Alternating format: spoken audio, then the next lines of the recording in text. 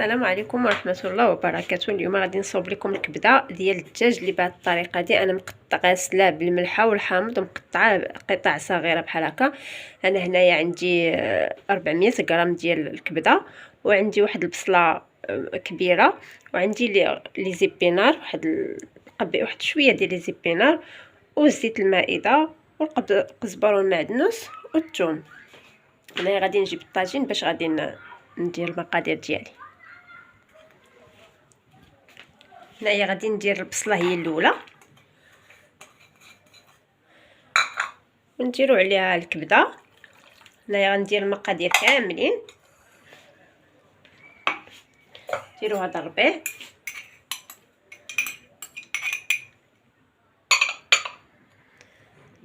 الثومه والزيت، شي شويه د الزيت. هنايا واحد ربع كاس بحال هكاك.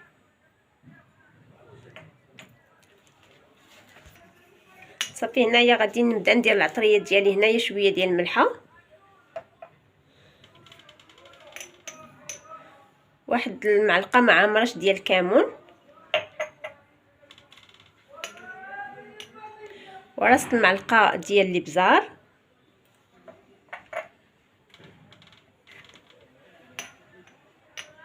ونص معلقه ديال السكينجبير،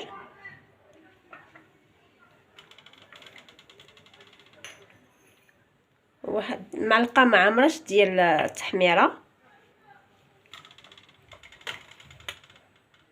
وهنايا واحد الراس ديال المعلقه ديال الحار. اللي ما بغاش يدير الحار يكتفي غير بداك الابزار بركه. هنايا غادي ندوز باش نديرها فوق البوطه. صافي هنا بعد ما درتو فوق البوطه، انا رشي على البوطه غادي نزيد هنايا واحد ربع كاس ديال الماء، ونخلطو مزيان مع هاد المقادير كامله. صافي ونغطي عليه ونخليه حتى يطيب على خاطرو. وديك الساعه واحد ربع ساعه حتى 3 ساعات يغلي عليه الطاجين، وعاد نرجعو نديرو لي زبينات ديالنا من الفوق. صافي انا هنايا غادي نقطع هذيك لي زبينات ونخليها لبد ما يطيب ليا الطاجين، ونرجع باش نديرها فوق منه. راه لي زبينار ولا الكبده بجوج ما كيحتاجوش يطيب بزاف، راه عندنا كاع واحد 3 ساعه يكون الطاجين ديالنا واجد.